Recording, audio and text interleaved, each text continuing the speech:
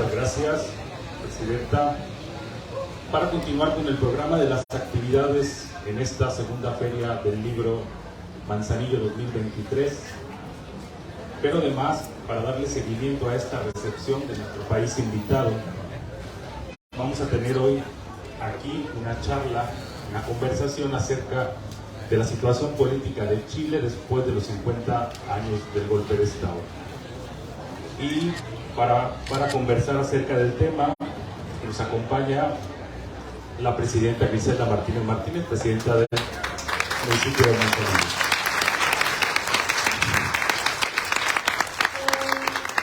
Y también nuestra invitada especial, que es la embajadora de Chile en México, Beatriz Sánchez. Un aplauso, por favor.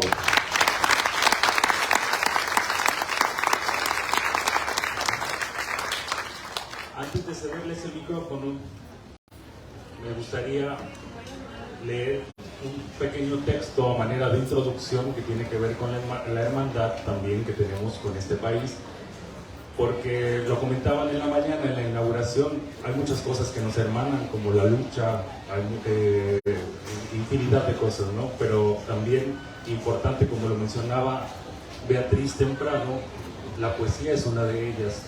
Y dijera con José Arreola, no me puedo permitir no leer un poema, porque estamos en una feria del libro, antes de esto. El poema que voy a leer es de un poeta colimense, precisamente que escribe un poema a uno de los poetas importantes chilenos, a Gonzalo Rojas. Es un poema de él, escrito a César Anguiano, que por cierto, ese libro se va a presentar aquí en la feria y lo están vendiendo en Puerta Abierta, que es una editorial de Colima también. Después del texto, les cedo el micrófono a nuestro ponente. A Gonzalo Rojas. Hiciste bien, Gonzalo, al abrazar ese dolor, al echártelo a cuestas. ¿Qué otra cosa puede uno sino eso? Recoger del suelo las lágrimas de los otros para llorarlas de nuevo. ¿Qué otra cosa podemos, aparte de pasear ese dolor por el mundo? Fue nuestra elección levantar y lavar la sangre de las aceras, las prisiones. Para otros los palacios junto al cielo, para otros el ruido, el dinero, los flashes. Lo nuestro es lamer escupitajos, llorar la tristeza de los pocos y los muchos, el dolor de los que nada ven y de los que asumen lo otro como propio. Poco bueno puede resultar de esto, Gonzalo, poca cosa, a no ser exilios, incomprensión, soledad. Yo también tenía mi casa junto al mar, pero el mismo de siempre me ha expulsado. También me fui intentando no ver, pero vi doblemente y doblemente sentí el dolor en medio de la noche. El mundo es la casa de los insaciables, el refugio y el botín de los criminales. Seremos siempre extraños aquí, expatriados. Nos duele la noche, quisiéramos llorar, pero nos da pena y lloramos mejor el dolor de los otros. Podríamos quedarnos y sufrir un poco y morir pronto, pero preferimos irnos, huir en medio de las sombras, alejarnos con nuestro pequeño fardo de dolor en brazos, fingiendo que son las penas de los otros las que lloramos.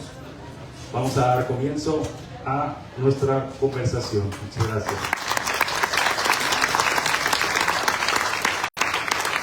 Muchas gracias. Buenas tardes.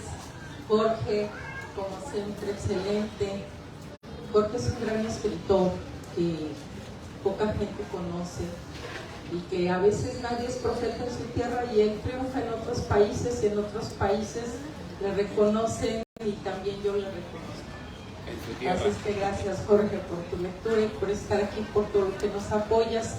Y bueno, me gustaría dejarle el uso de la voz a la embajadora Beatriz porque tenemos mucho que aprender de ella, de sus luchas y de la lucha del pueblo chileno y del ejemplo que son para nosotros también. Así es que muchas gracias, embajadora, por estar aquí y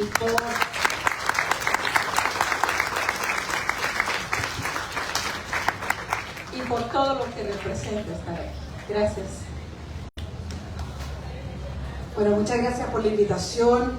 Muchas gracias, alcaldesa Gris, por acompañarnos, por permitirnos estar acá, por tan bonitas conversaciones que hemos tenido en estos días, por algo que dice la alcaldesa y que yo creo profundamente como mujer, como feminista, y que es que todos los días yo voy aprendiendo de otras mujeres y creo que así se va haciendo el camino.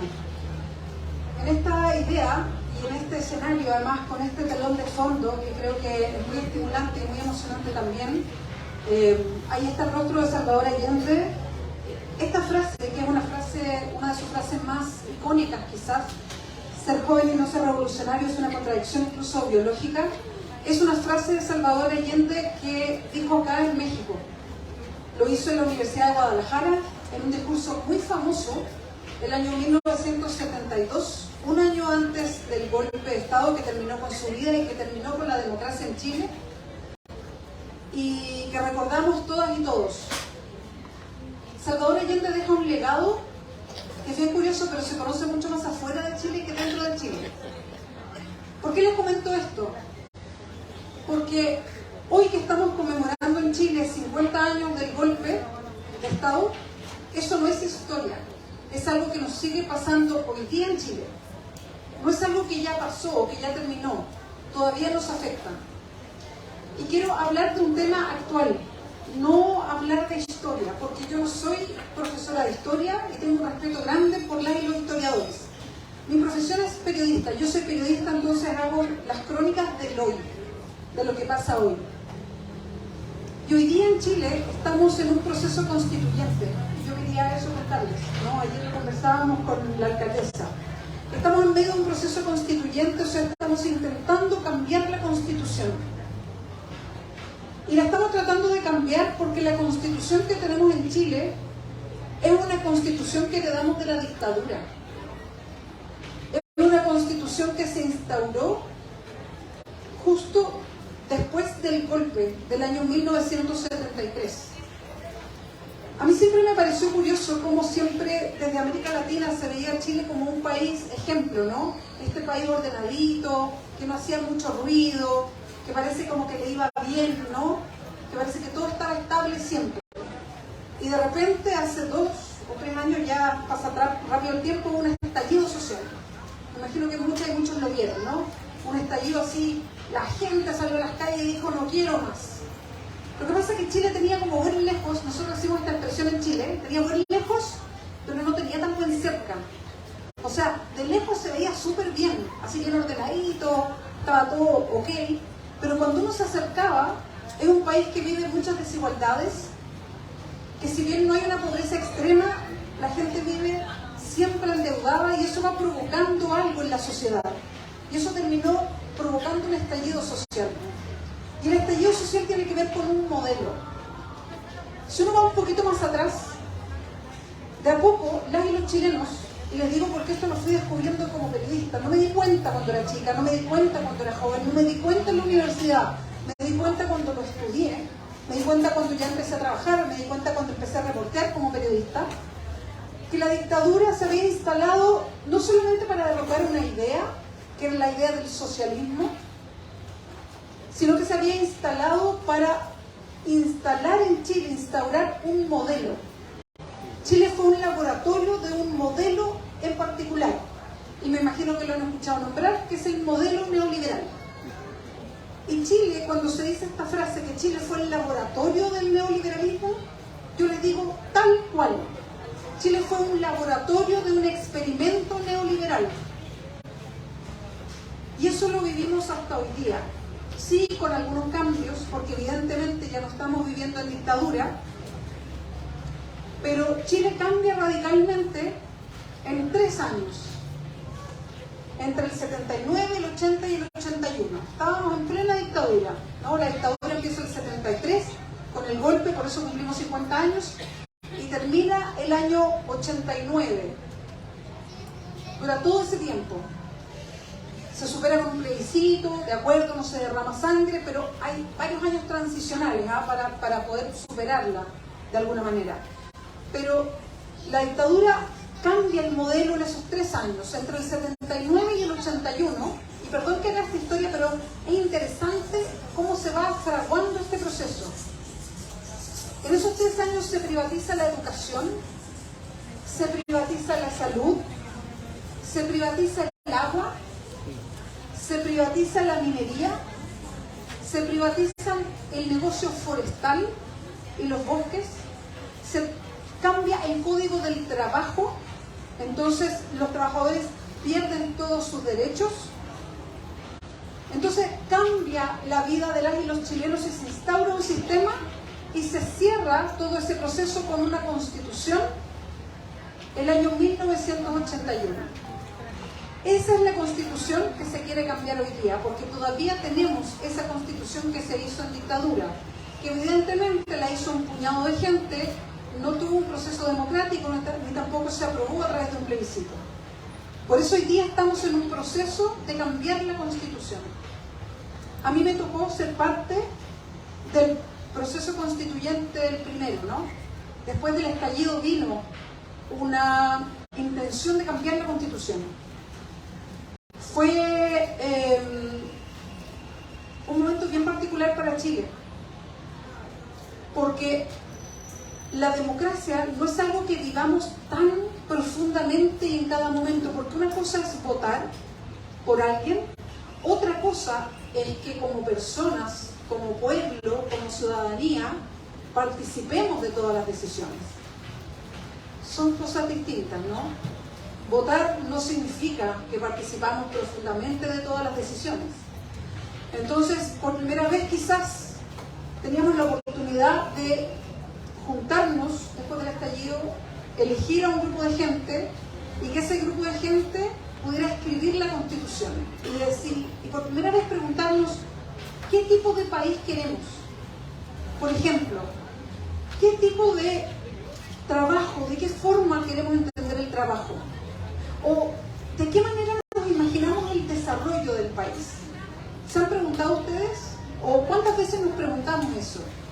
Y se los pregunto a propósito, porque aquí veo que hay mujeres muy jóvenes, veo que hay hombres jóvenes, hombres un poco mayores, no voy a mirar a nadie, mujeres un poco mayores, o sea, hay familias, hay niños pequeños, niñas más pequeñas, pero esa es la gracia, ¿no? ¿Cuántas veces nos hemos preguntado, si nos preguntan qué pensamos del desarrollo? O las personas que nos estamos educando, creo que la educación dura toda la vida, ¿no?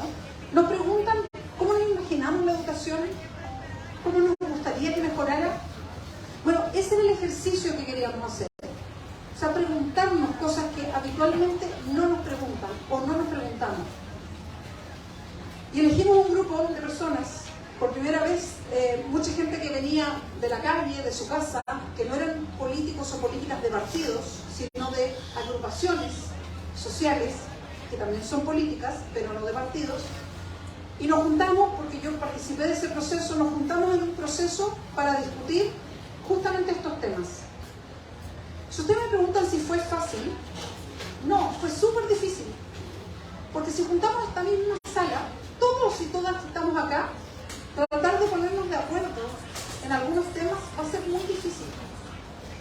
Porque aquí seguramente, incluso si yo levanto, no sé, esto y les digo, ¿de qué color es esta chaqueta? Lo más probable es que nos cueste mucho ponernos de acuerdo. Porque todos y todas tenemos miradas distintas que tienen que ver con nuestras propias vivencias. Bueno, eso nos pasó, pero finalmente propusimos un texto y en un plebiscito este texto fue rechazado el 4 de septiembre. Lo que fue para mí un dolor enorme, ¿no? Yo participé de ese proceso, entonces fue un fracaso para mí, ¿no? Ayer conversábamos con la alcaldesa y me decía, ojo, no hay fracasos en ese sentido y a uno le toca seguir picando piedra. Eso quiere decir que hay que seguir trabajando siempre, ¿no? Porque efectivamente la vida no se acaba y las luchas tampoco. Bueno, ese es un aprendizaje, ¿no? Todos los días se aprende algo. Pero lo que voy es que estamos viviendo todavía ese proceso. Y aquí paro, porque para que haya un diálogo, y me encantaría también que si tienen alguna pregunta, alguna opinión, algo que decir, que lo pregunten nomás, porque la idea es hacer un diálogo.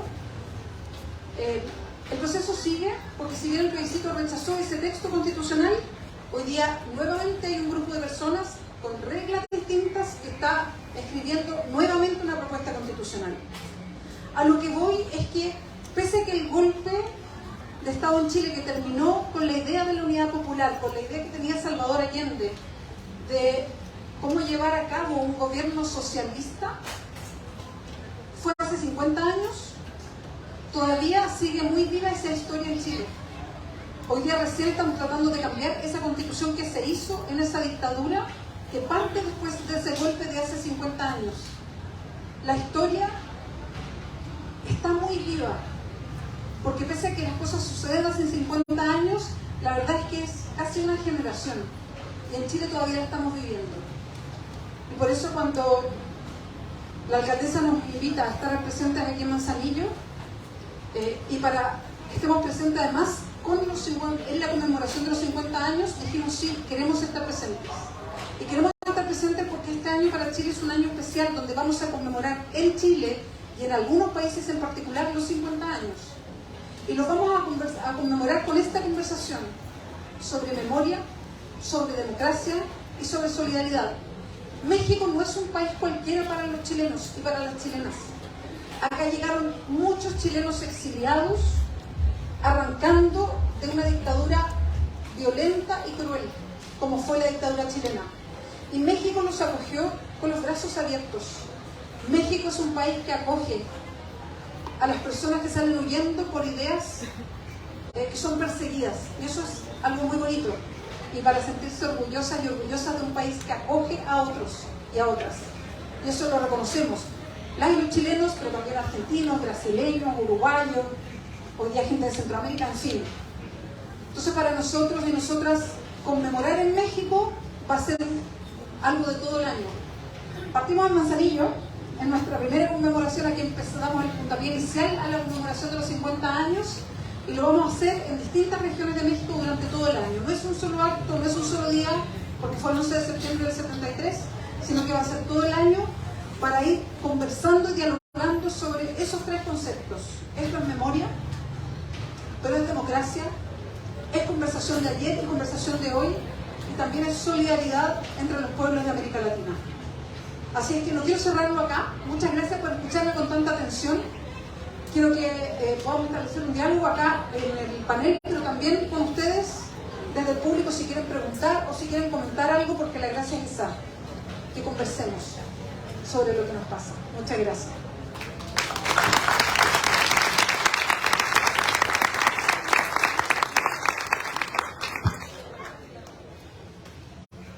Bien, mire, la verdad es que sería muy interesante que vayan anotando sus preguntas o si las pueden retener, porque es importante aprovechar a la embajadora y poderle preguntar pues nuestras inquietudes, nuestras dudas, nuestros miedos inclusive. Quiero decirles que pues yo tenía 4 años cuando el golpe de Estado en Chile, y luego resultó que al tiempo leí un libro que se llama Estos mataron a Allende. Y entonces fue un llorar todo el leer el libro, y todavía lloro, en serio. Me pega mucho recordar el libro. Y todo el libro estuve llorando, porque no podía creer que hubiera un imperio, que hubiera un sistema que se quisiera imponer a costa de todo, de asesinar inclusive. Y pasó el tiempo y estuvimos en la lucha con el hoy presidente en el 2006, y entonces formábamos estos grupos para apoyar a Andrés Manuel, y recordé cómo Salvador Allende también armaba estos grupos. Allá en Chile se llamaban los GAP, Grupos de Apoyo al Presidente. Y entonces empezamos a caminar en la historia de resistencia al lado de Andrés Manuel.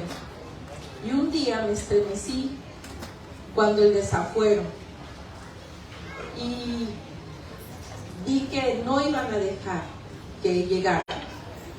Y recordé a Salvador Allende y volví a leer el libro y me puse a volver a llorar. Y entonces entendí qué difícil es para los pueblos luchar y preservarse en esa lucha, mantenerse en esa lucha y triunfar en esa lucha. Y entendí por qué el presidente estaba tan aferrado a decir: tenemos que lograr la transformación a través de la lucha social pacífica y no de la lucha armada. Y Salvador Allende también era un pacifista.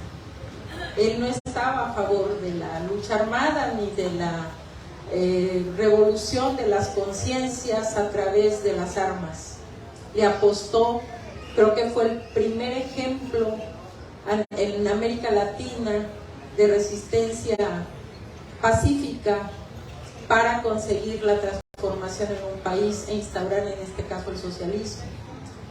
Y entonces me di cuenta que la teníamos bien difícil y que así como se habían atrevido a derrocar al presidente Allende, iban a hacer lo mismo con Andrés Manuel si llegaba. Y lo hicieron. Impusieron a Felipe Calderón y lo impusieron con los militares y lo impusieron por la puerta de atrás del Congreso Nacional. Así llegó Felipe Calderón a gobernar este país que al final bañó en sangre, terminó de entregar las empresas del Estado y así instaurando obviamente el neoliberalismo que inició lamentablemente y vergonzosamente Miguel de la Madrid Hurtado como presidente de la República tristemente colimense, ¿no? Tristemente le tocó a un colimense abrirle la puerta al neoliberalismo en nuestro país.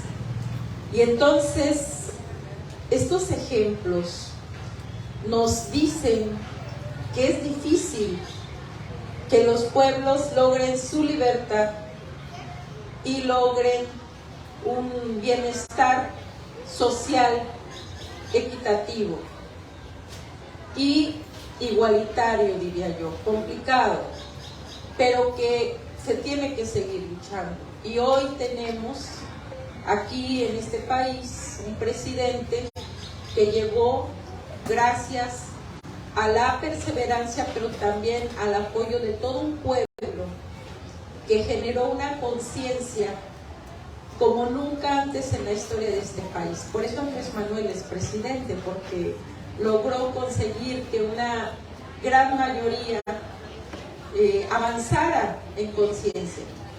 Y el peligro y el riesgo es permanente, que de repente haya menos conciencia y regresemos a donde estábamos y sigamos hundiendo este país. Por eso es importante tener claro que las luchas las puede abanderar una persona y va a ser una persona extraordinaria y que la vamos a tener como un referente. Pero la lucha debe ser de todas y de todos los días. No llegamos ya. La lucha no se terminó porque está el presidente Andrés Manuel en la presidencia. No, esto empieza apenas. Y tenemos que seguir perseverando en ella. Y decirles que en cualquier momento podemos retornar si nos descuidamos.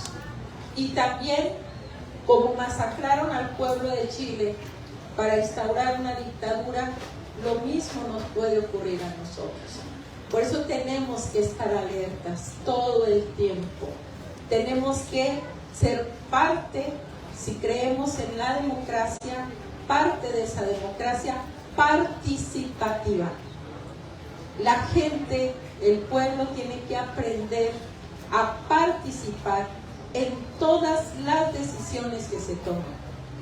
Por eso nosotros allá andamos, pídeles y pídeles que se organicen y que participen y que nos auditen y que nos pregunten y que, porque queremos que cuando nos vayamos, nuestra gente, a mí no me gusta decir los ciudadanos, pero ni modo, a veces así se entiende mejor, pero nuestra gente pueda comprender que los gobiernos están ahí para procurar el bienestar de toda una sociedad, de todo un pueblo, y no como siempre fue el beneficio de unos cuantos, el saqueo, la explotación. Decirles que el socialismo nosotros creemos que es vida, y el neoliberalismo sin duda alguna es explotación, es marginación y es muerte. Entonces los pueblos tienen que aprender a elegir qué quieren, y aquí no hay ponerse en medio, o estás de un lado o estás de otro. Y entonces tenemos que reflexionar un poco, y aprovechando que hoy está aquí la embajadora Beatriz, pues aprovecharla y preguntarle. Ayer Marta le preguntaba temas muy importantes de la lucha de las mujeres en Chile, que son de verdad un ejemplo para nosotras.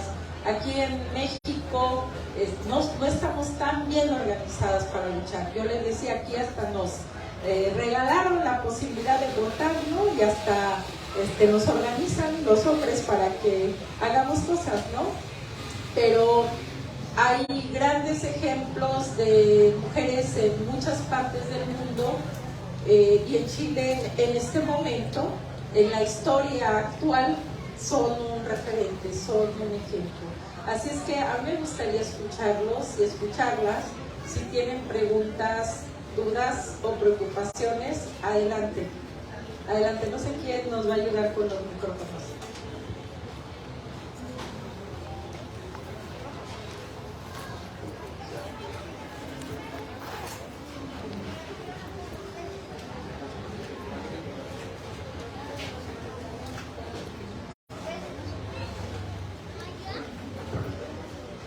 Hola, ¿qué tal? Buenas tardes. Bueno, yo fui el que la saludé cuando creo que se acuerdan de mí. Yo tengo un recuerdo muy especial de Chile, por el compañero, bueno, el nieto del compañero Allende. Yo lo conocí, estuve 35 días conviviendo con él en Cuba, cuando ya estaba, o sea, su mamá, su familia se vinieron acá a México, obviamente refugiados. Y en un viaje a Cuba yo lo conocí. Entonces, pues ya supe después de su trágica muerte, o así, estaba comentando de que ha habido tragedia ahí en su familia, ¿no? Pero la pregunta que le quería hacer era básicamente qué pasó, qué ocurrió en Chile después de esa propuesta de reforma de la Constitución, previo a haber llegado, o sea, se había alternado gobiernos pues de derecha, y por otro lado pues gobiernos que no pintaban realmente, como tipo Bachelet, ¿no? Que no pintaba realmente, no arrancaba pues a un cambio realmente importante, ¿no? Hubo una serie de manifestaciones en Chile, o sea, se estaba gestando una situación, llega el presidente Boric, propone el constituyente, y qué fue lo que pasó, porque venían de un arrastre popular. Entonces esa es mi duda, me gustaría saber qué pasó. Gracias.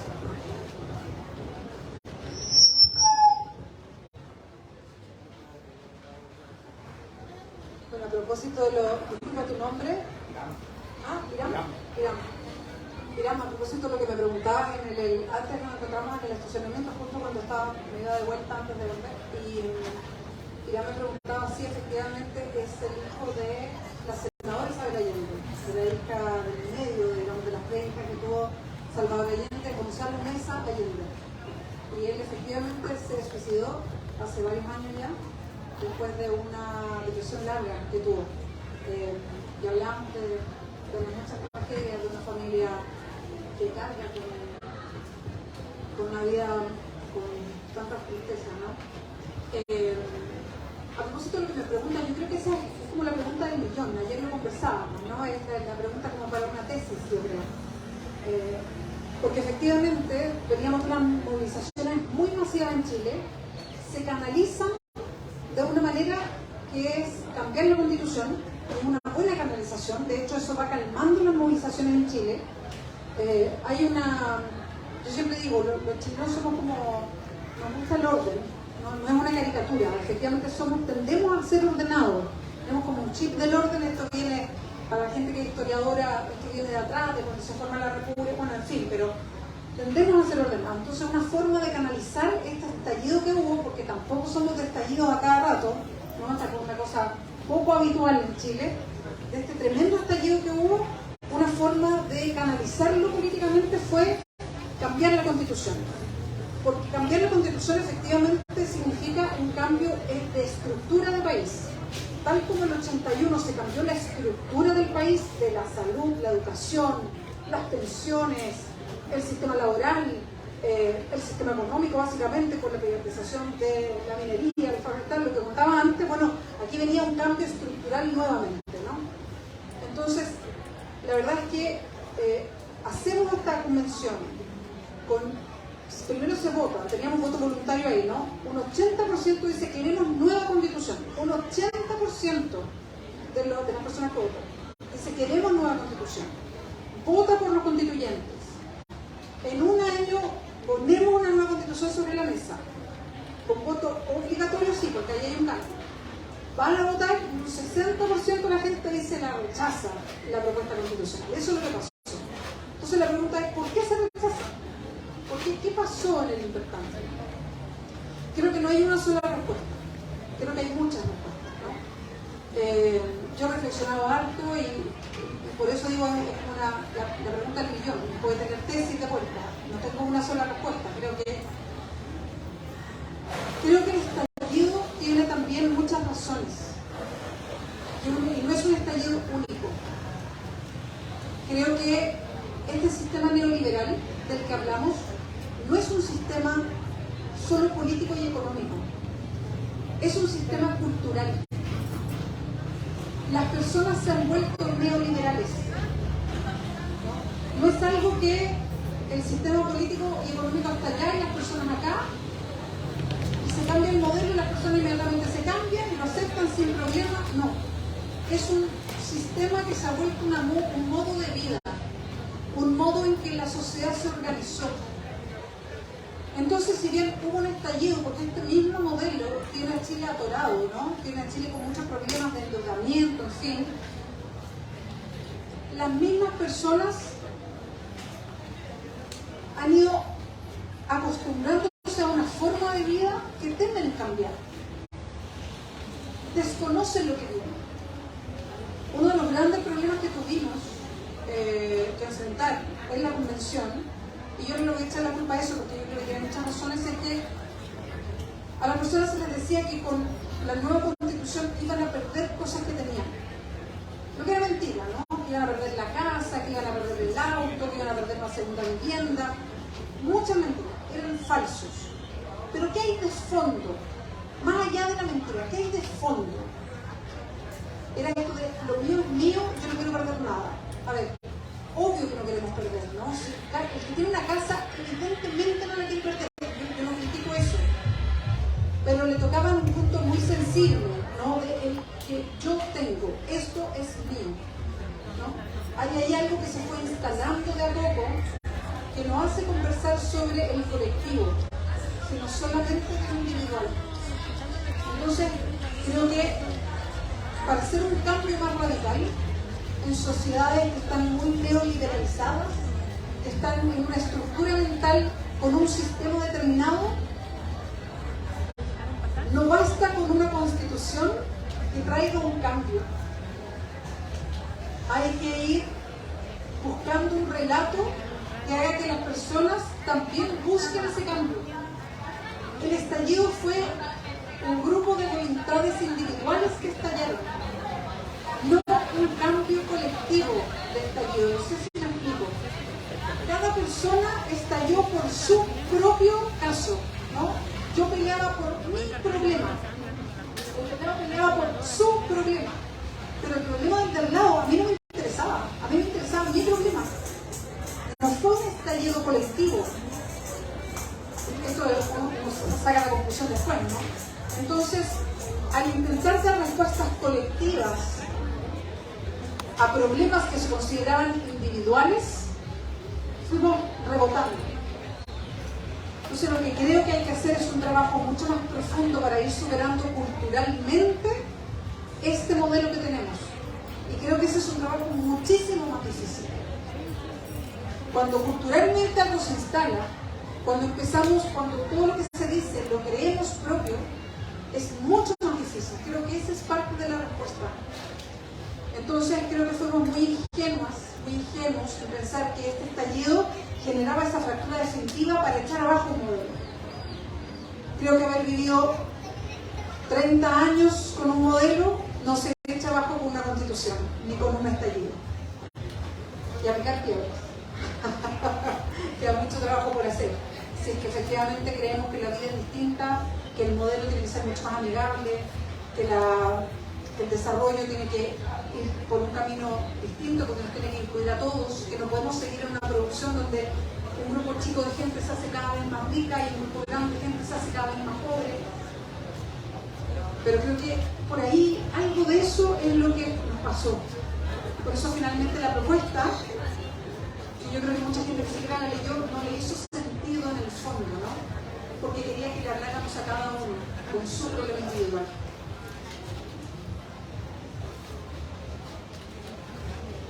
Bien, miren, la escuchaba Beatriz y recordaba pues lo que nos pasó acá, la guerra sucia contra el presidente en el 2006, ¿no?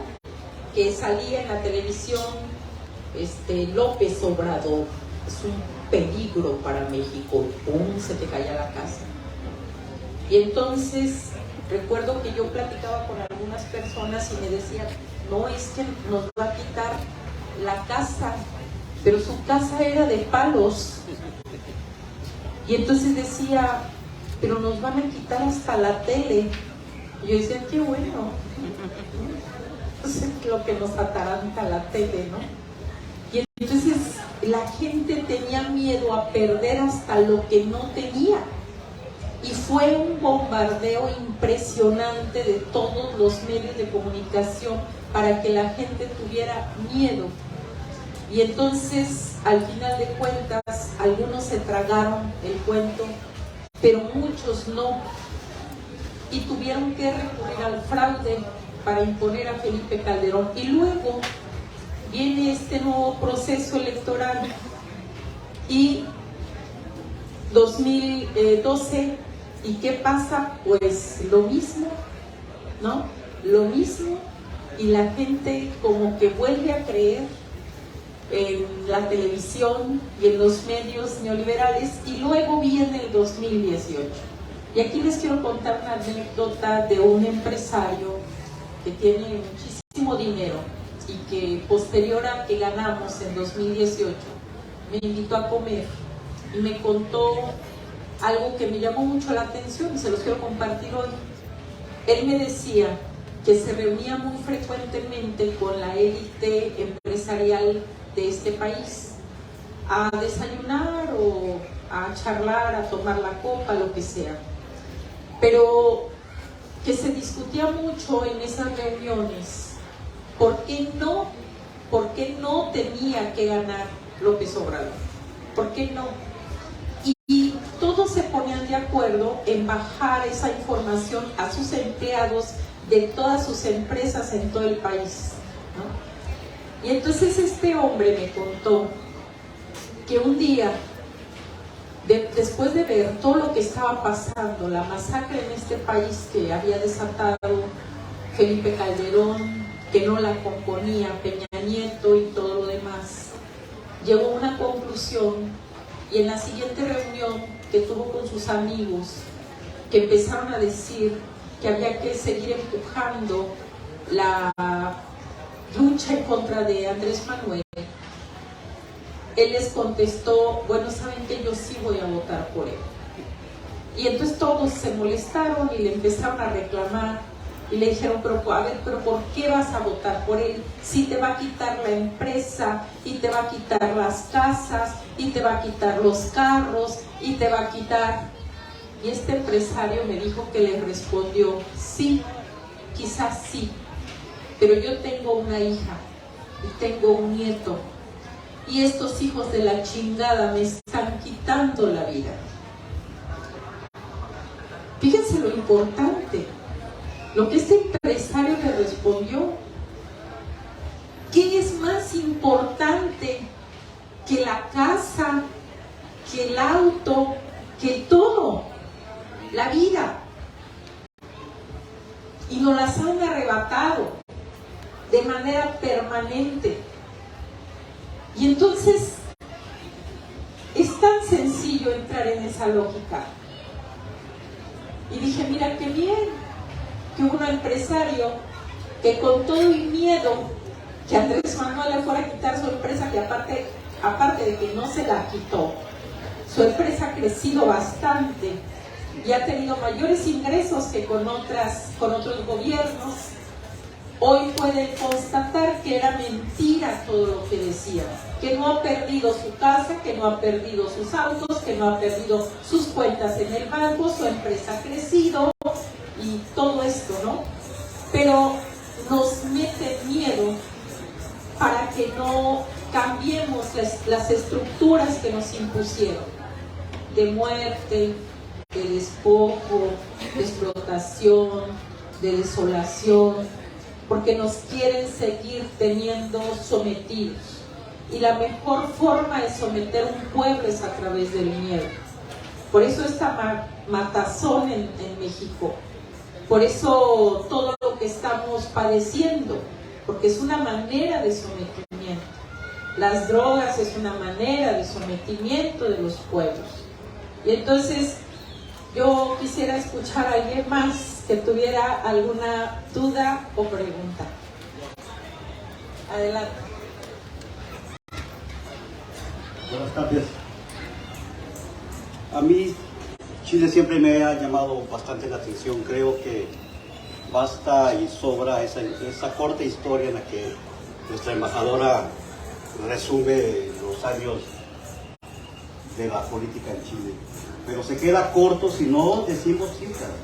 O sea, en Chile se vivió un horror tan espantoso que los números fueron 40,000 muertos en unos datos muy conservadores. 40,000 muertos que la dictadura le hereda a un país que sale a luchar todos los días después de su golpe militar para construir un país diferente, un país de obreros, campesinos, de unidad popular. Y entonces, por supuesto que iban a hacer un experimento, porque era un país que con un presidente socialista iba a llegar muy lejos, que estaba afectando absolutamente todos los poderes económicos y políticos del anterior Chile. Entonces no puede avanzar mediante ni siquiera sobre reformas, sino sobre la conciencia proletaria. Yo sí le llamo, porque estoy un poco más ortodoxo para contemplar eso. No podemos nosotros decir que el comunismo está muerto, que el socialismo fue derrotado por Salvador Allende. Creo que fue una fusión interesante que puso a temblar a los poderosos que recibieron órdenes de Estados Unidos. Vamos tras Salvador Allende, vamos tras el pueblo, porque tiene una enorme riqueza y la necesitamos antes de que los comunistas, antes de que los socialistas, antes de que el pueblo chileno se vuelva un ejemplo, una segunda revolución mundial de obreros. Hay que decirlo también bien claro, la primera fue en 1917 y fue en Rusia. No tuvieron piedad sobre los obreros, y los bolcheviques no tuvieron piedad sobre una clase decadente. El zarismo fue terrible, fue una revolución, y habría que replantearla en términos históricos, más joven que la Revolución Mexicana incluso, ¿no? 7 años de diferencia, pero con un gran ejemplo de poder y de dignidad que se sobrepone a una lucha. Incluso en Rusia, haciendo un intervalo de tiempo, en Rusia se van a la Segunda Guerra Mundial porque también las potencias obreras, los partidos obreros comunistas se estaban levantando. Es una tesis que yo le doy, lo pongo sobre alfileres muy, muy frágiles, pero ejemplos hay muchos. Quiero decir, bueno, que no fue fácil vivir todos esos años de la dictadura y que se salen por un camino muy frágil, la democracia burguesa. Y mientras los burgueses sigan conservando el poder de las urnas y puedan seguir confiando en que la arena más movediza para los cambios sean los procesos electorales, la propiedad privada sigue siendo intacta y la propiedad privada es un robo, la propiedad privada es la muerte, la propiedad privada la defienden los imperialistas con guerra. Yo hasta ahí dejaría esta reflexión y también diría que me tocó conocer a Roberto Bolaños en México. Él cuando viene acá a México se junta con un grupo de poetas amigos míos que son los infrarrealistas. No, hay que tomarse ese dato porque de golpe, pues, es chistoso, era el rico de los poetas, ¿no? Entonces, es Mario Santiago Pacquiao, los hermanos Méndez. Hay muchos poetas infrarrealistas que necesitaríamos un foro especial para darles cabida a la memoria de estos grandes poetas y de este gran representante del infrarrealismo que es el compañero Bolaños. Hasta aquí.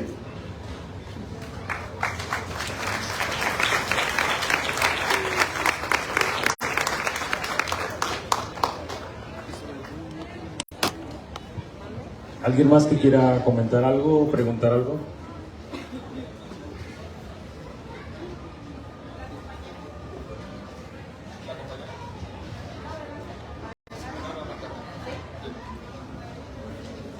Bien. Para acá. Bien, pues buenas tardes, Presidenta y Embajadora. Es un gusto y un honor tenerla en Manzanillo. Bueno, pues escuchando parte de lo que usted nos plantea y un poquito de la plática que tuvimos el día de ayer, de una extraordinaria velada, muchas gracias por hacerme parte de ella, pues se plantea la importancia de este estallido social que hubo en Chile. Pero a este estallido lo precedió un gran movimiento que surgió en las escuelas, con las mujeres, por una educación no sexista y porque acabaran las violencias contra las mujeres. Y entonces se generó a través de un constituyente que nos contaba que usted fue parte de él, de las mujeres ahí representadas en este constituyente, por la paridad que se generó, que se construyó esta constitución, que yo le quisiera preguntar lo que representa el planteamiento de lo que iba a ser, que desafortunadamente ganó el rechazo y no la apruebo, lo que implica el tener, o el que iban a tener, la primera constitución ecologista y ecologista. Y además con este concepto de que el individuo se deja de asumir como individuo, sino como una persona interdependiente, que eran parte de los grandes cambios sociales. Entonces, por favor, Beatriz, cuéntenos qué implica el tener una constitución ecofeminista, porque bien nos hace falta en México al movimiento feminista y más el institucionalizado, conocer lo que representa el feminismo como una forma de gobierno y no pues este vacío que existe donde se asume que ser feminista es ponerte una pañoleta morada y alzar el puño. Es mucho más que eso. Así que por favor cuéntenos lo que implica esta constitución ecofeminista. Muchas gracias por la pregunta, porque ahí tocan un tema muy sensible para mí. Yo siempre me he declarado feminista, yo me acerqué a la política desde el feminismo. El feminismo es una lucha política. Lo dicen muy bien, el feminismo no es ponerse una polera como hoy día está de moda que diga soy feminista, sino que tiene que ver con entender que es una lucha política, es una lucha por una desigualdad que existe, donde las mujeres tenemos menos derechos solo por ser mujeres. Entonces es una lucha política para tener los mismos derechos. Lo conversábamos ayer y creo que es importante. La constituyente fue el primer órgano paritario que existe en Chile. Nosotros, a diferencia de lo que pasa aquí en México, donde hay paridad hoy día ya en el Congreso, nosotros no tenemos paridad en los distintos órganos, ¿no? La constituyente ha sido el primer órgano paritario. Éramos 77 y 77. 77 hombres y 77 mujeres. Ahora, yo siempre sostengo, no es solamente que haya mujeres, no solamente que haya una mujer en un cargo alto, es importante, importante, sí, por supuesto. Lo importante es que haya mujeres que luchen por otras mujeres. Ahí está la diferencia. Ahí es cuando pasa algo.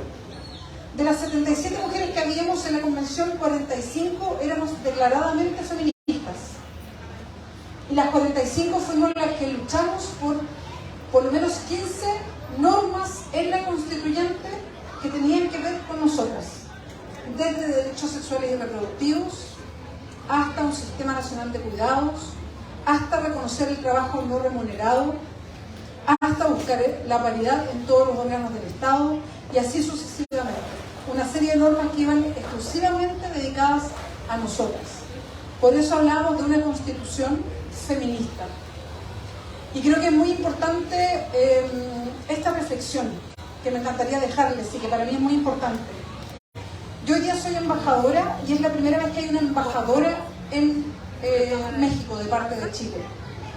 Y a mí me gustaría ser una embajadora, o me gustaría estar al frente de esta delegación política, no para repetir exactamente lo que hicieron todos los embajadores, sino para ejercer un liderazgo desde mí como mujer, que se note que hay una mujer en el cargo, porque las mujeres buscamos ejercer liderazgo para marcar diferencias en ese liderazgo, no para hacer un liderazgo igual al de los hombres, sino para marcar diferencias como mujeres en esos cargos. Esa es la manera de ir avanzando. De eso se trata también, romper cadenas, romper tabúes. No es lo mismo que cualquier mujer llegue, es bueno que lleguen mujeres feministas a los distintos cargos. Por eso lo conversábamos ayer con la alcaldesa, es bueno que haya mujeres que luchen por otras mujeres. De esa manera cambiamos el mundo. Hoy día yo estoy muy involucrada en el trabajo que se hace con otras embajadas para poner sobre la mesa el sistema de cuidados y reconocer el trabajo no remunerado que hacemos las mujeres. ¿Por qué? Porque esa es una manera de cambiar la estructura de la sociedad. No solamente porque somos mujeres y solo por ser mujeres tenemos que tener todo el trabajo de cuidado sobre nuestros hombros. Es momento en que el Estado se haga cargo también de ese trabajo, que haya corresponsabilidad en ese trabajo, porque es un trabajo pesado y no es reconocido por nadie. De hecho, nos han dicho desde siempre culturalmente que es algo que nos toca porque somos mujeres, que lo tenemos que hacer por amor a nuestros hijos. Y de acuerdo, obvio, queremos a nuestros hijos, pero es un trabajo muy duro. Y es el Estado el que tiene que reconocer que tiene que haber una corresponsabilidad. De esa manera se estructuran sociedades más igualitarias. Si no hay mujeres que estén pensando esto, las sociedades nunca van a cambiar. Si no hay mujeres que estén poniendo esto sobre la mesa, nunca va a haber leyes que reconozcan el trabajo de cuidado. Por eso es importante que lleguen a los puestos de poder mujeres que quieran cambiar las cosas para otras mujeres. Eso estábamos haciendo en la convención.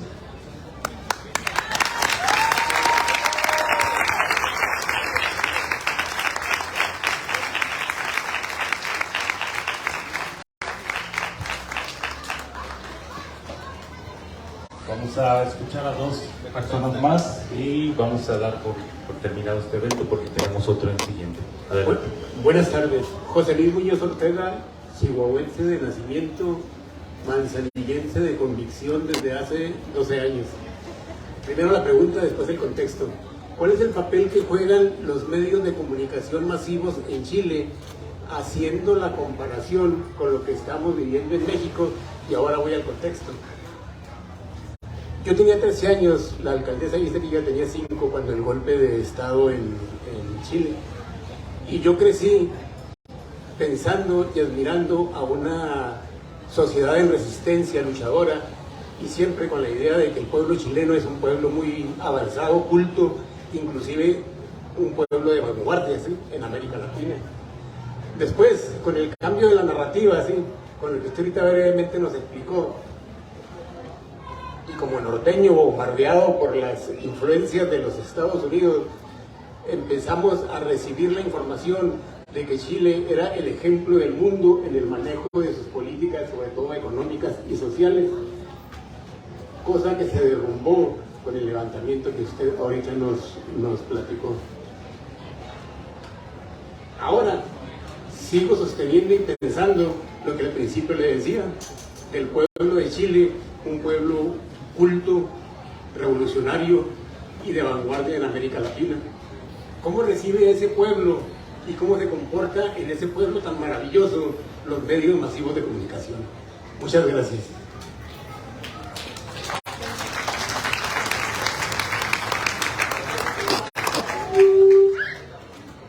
Como diríamos en Chile, la mansa pregunta. Tremenda pregunta. Y a una periodista, ¿cuánto rato tenemos? A ver, es una pregunta muy interesante porque para mí ha sido también muy interesante mirar los medios de comunicación masivos acá en México, ¿no? Y ver cómo los medios de comunicación masivos hoy día, y no me voy a meter todavía a los medios digitales, ¿no? Y los grandes transadores de la información mundial como son Google y Facebook, que hoy día son los dueños de toda la información mundial, que ese es otro tema. Pero los medios de comunicación masivos hoy día, en muchas partes del mundo, y yo lo veo aquí en México, pero también lo veo en Chile, son herramientas de utilización política, muy claramente. En Chile tenemos los medios más concentrados en propiedad de toda América Latina. No lo digo yo, lo dice la Organización de Estados Americanos. Tenemos los medios concentrados de todas las maneras posibles, territorialmente, porque están todos en Santiago, económicamente, porque pertenecen todos a grandes conglomerados económicos, y también de manera vertical.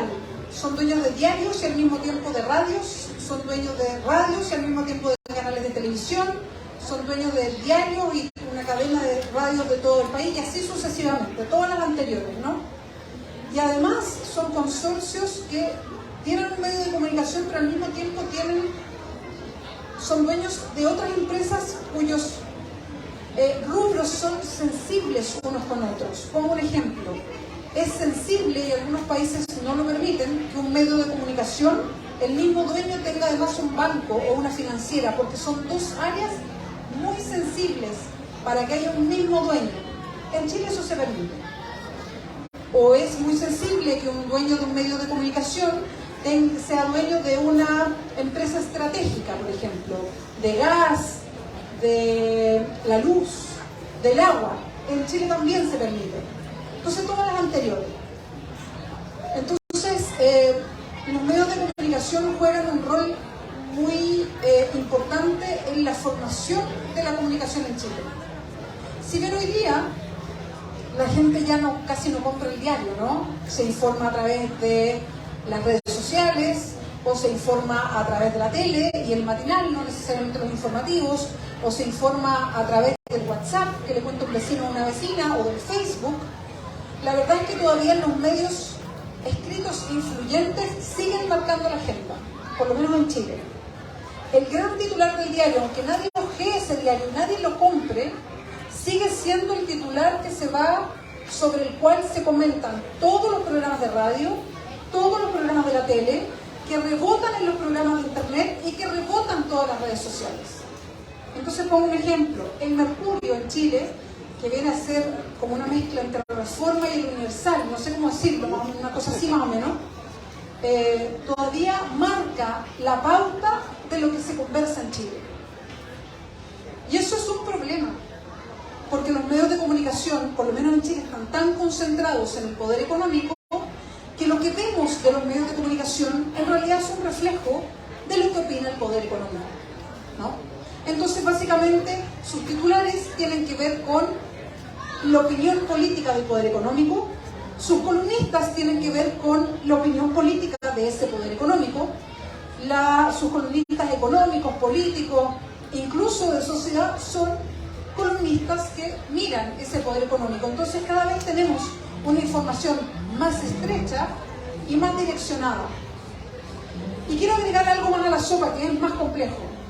Hoy día tenemos grandes transadores, y este es un tema transnacional, porque ya no tiene que ver con un país, tiene que ver con el globo terráqueo entero. Hoy día, para agregarle más pelos a la sopa, tenemos dos grandes transadores de información a nivel global, que son Facebook y Google. Y Facebook y Google hoy día, porque cada uno busca seguramente lo que quiere de información a través de Google o a través de Facebook, Instagram, Facebook es dueño de Instagram y así sucesivamente, ellos van buscando la información mundial. Pero como usan algoritmos, finalmente, ¿cuánta de la información que hay en el mundo nos termina llegando a cada una y a cada uno de nosotros? Cada vez que yo busco algo, ¿me está llegando toda la información o es un reflejo de mis búsquedas anteriores? Entonces cada vez se estrecha más lo que está llegando a mis ojos. Eso es algo que tenemos que empezar a preguntarnos, porque estos algoritmos cada vez van a ir acortando nuestra posibilidad de mirada sobre nuestra ciudad, nuestro país y sobre el mundo. Entonces hoy día el tema de la información, y qué bueno que le preguntaste, es un territorio en disputa. Y es un territorio complejo en disputa, porque se puede utilizar políticamente, y no solamente en un país, sino que de manera transnacional. Y hoy día la información y la comunicación es política. Hoy día la política se hace en los medios de comunicación. Hoy día lo que no se comunica no existe. La alcaldesa lo sabe. Y también sabe que los medios de comunicación son una herramienta política. Se hace política a través de ellos. Entonces, cuando los algoritmos son los que estrechan la comunicación y cuando son herramientas políticas también de los dueños de los medios, bueno, ¿quién hace la política entonces? Es una gran pregunta y un gran tema de debate. Muchas gracias.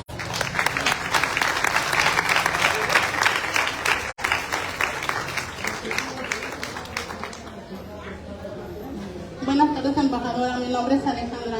Son dos preguntas cortitas. Una, como sociedad, ¿cómo afrontaron el inicio del golpe de Estado y su término? Si me podía decir más que nada en las mujeres.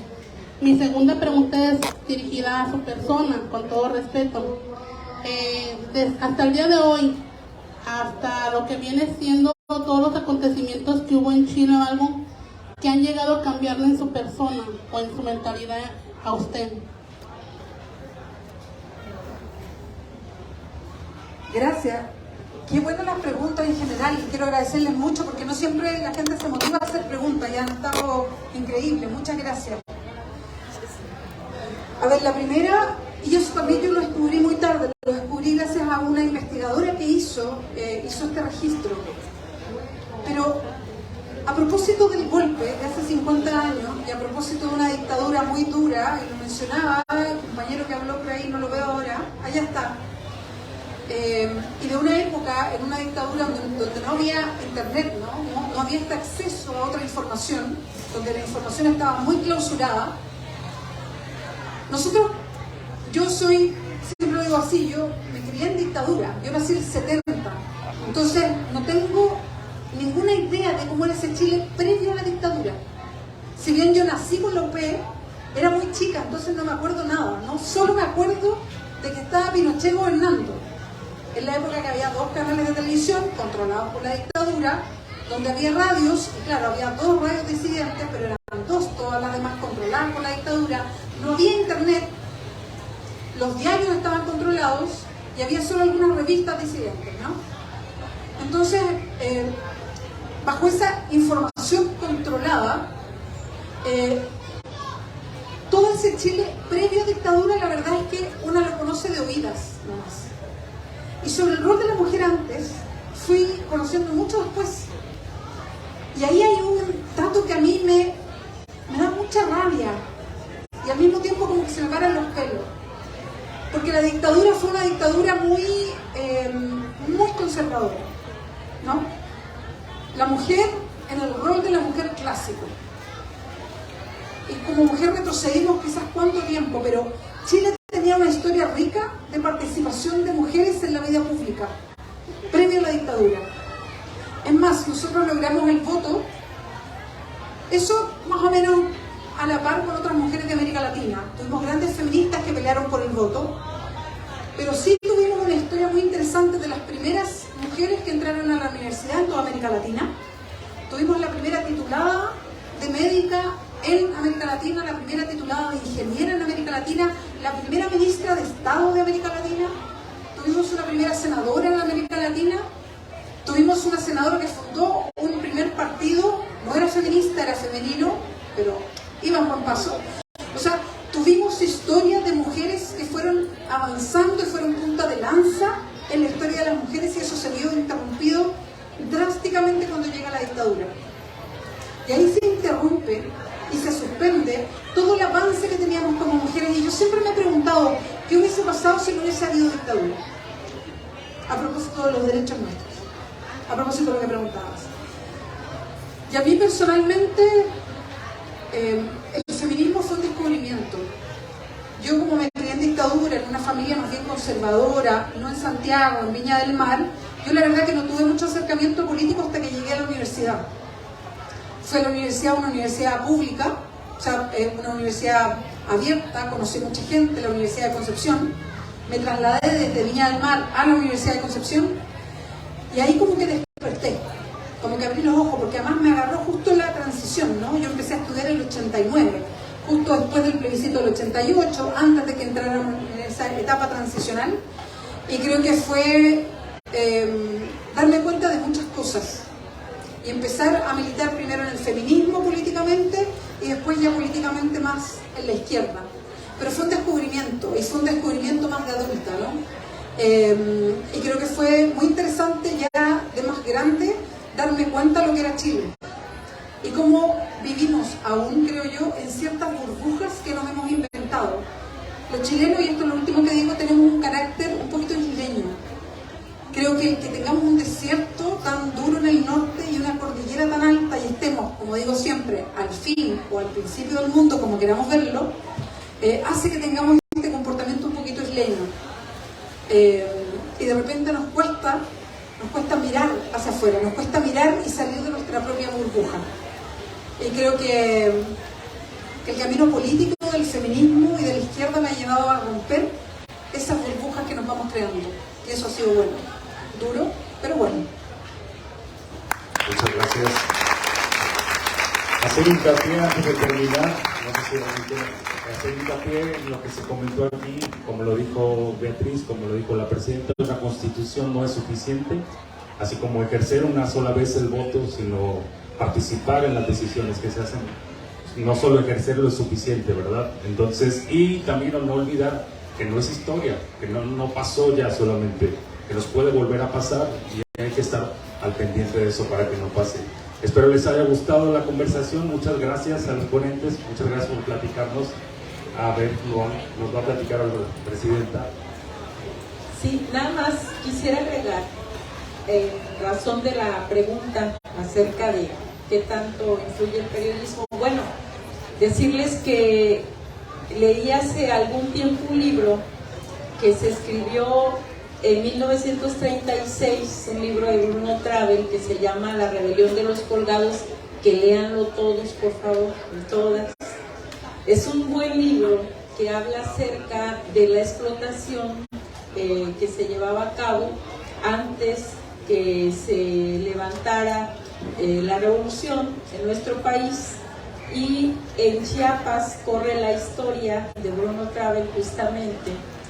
Y en este libro, Travel escribe en alguno de los diálogos de los personajes que no se escriba eso en los periódicos, que ya andan algunos indios levantándose, porque si se enteran los otros, se van a buscar comunicar y se van a rebelar todos. Págales a los medios para que no publiquen. Imagínense, si los pueblos aprendemos que los medios de comunicación masivos, pagados, como ya lo dice aquí la embajadora, por el gran capital, bajo control del gran capital, es un modo de desinformación de los pueblos, ya estamos del otro lado. Si entendemos eso, ya estamos del otro lado. No les vamos a creer de que el gobierno socialista que encabezaba el presidente Salvador Allende los iba a dejar sin nada. No van a creer cuando empujen una nueva constituyente que se van a quedar sin casa, y cuando llegue un nuevo López Obrador, que es un peligro para todos, sí, para todos ellos, decía Andrés Manuel, ¿no?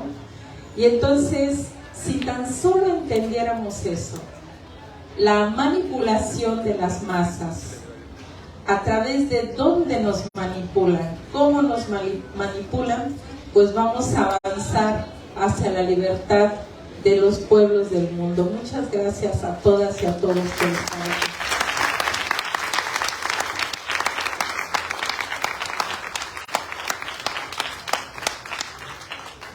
Muchas gracias por esa reflexión, en realidad espectacular a propósito de los medios. No solamente quería invitarles para lo que sigue de Chile. Vamos a exhibir unos documentales cortitos ahora en la tarde.